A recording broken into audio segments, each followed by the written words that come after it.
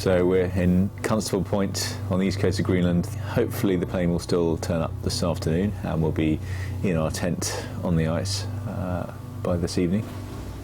And we're just preparing for a 3-week expedition on the ice cap.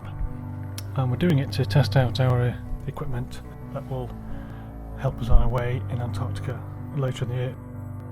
This bit we're doing now is to see if we can work together as a team, how well we get on. So the pressures, emotional pressures and psychological pressures and physical pressures are going to be huge. I'm looking for some fresh air. 3 weeks away from email. It's going to be fantastic.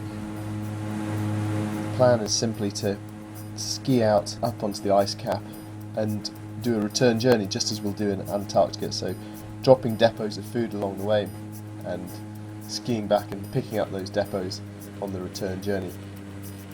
My hope for this trip is that I really enjoy it, that I really get the expedition buzz big time, and it just makes me so excited about heading to Antarctica, eager for the challenges down there.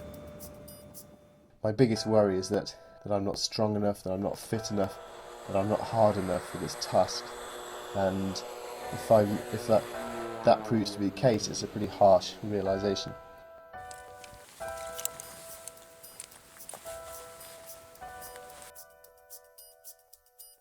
My hopes are that we'll all leave feeling freshly motivated for Antarctica and I guess feeling optimistic and excited rather than feeling overawed by the scale of the challenge that lies ahead.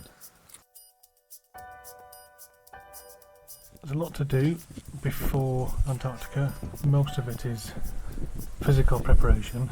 It's a long 4 months away from everything that's deemed as home comfort on such a long extended journey, and we'll have to find ways to cope with the remoteness of a situation and the lack of contact with the outside world. It's been quite a long day, lots of deep snow, lots of uphill. Almost made a very bad turn into a crevasse, dying for a brew. That's not going to happen for a few weeks, so I'll have to have whatever Ben cooks up. It was cold last night, it's hot now. I'm only happy when I'm whinging. More of the same tomorrow. Repeat 110 times. Job done. Crikey. Oh.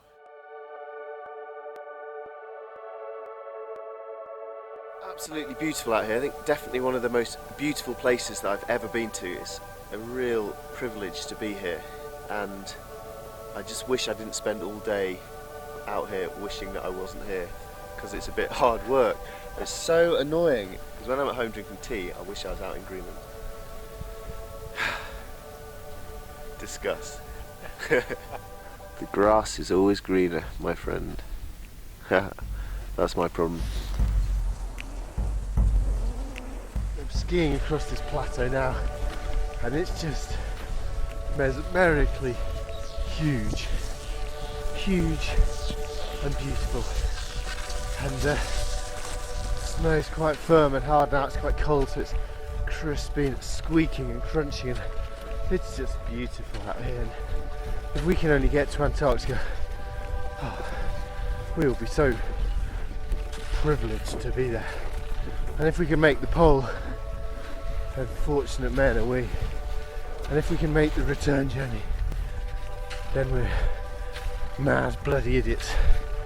But I'm beginning to believe that it's possible. I'm beginning to believe we can do it.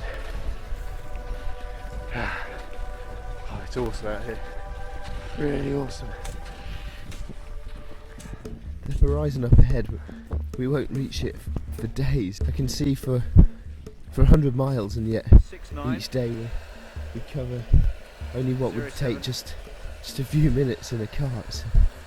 It's strange. I guess in the same way that all I've got to look forward to tonight is an ice hard bed, but I'm already eagerly anticipating getting into it, and dinner tonight's just dehydrated food slurped as fast as we can out of a bag, but I know that I'll eat it and enjoy it far more than I do for a normal meal back home.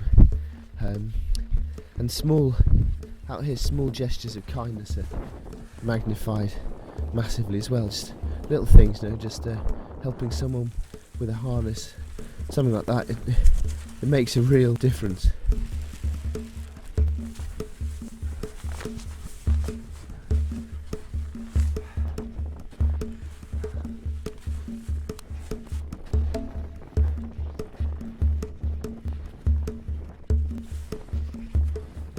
We've had pretty much complete whiteout all day today.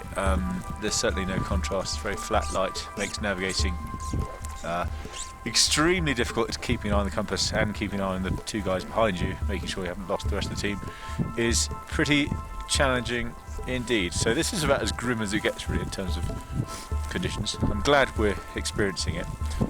We're definitely getting our money's worth. The aim of the day was to get to our depot flag, and we did it. So mission accomplished. Complete whiteout. We can see absolutely nothing all day, just steering blind, purely on the compass. The two guys behind just following on in front. So we were pretty chuffed when finally, out of the nothingness, we saw this black stick and the black banner flapping about 50 metres ahead.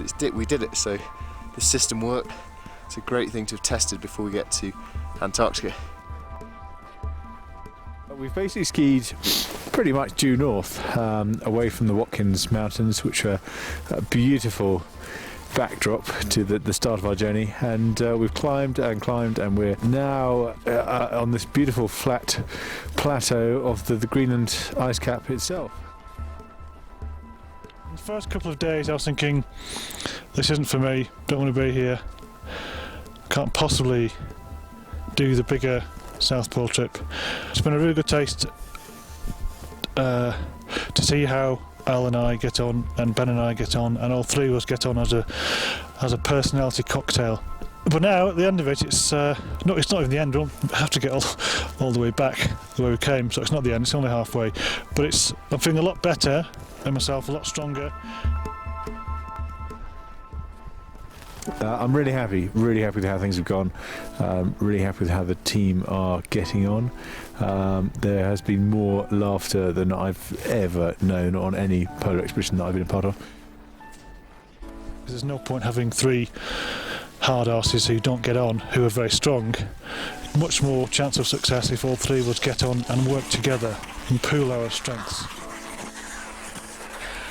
Almost every day has been uphill all day, every day, and now it's downhill, so I'm just going to sit on my sledge and get back to where the plane's going to pick us up, and then going to have a steak and salad.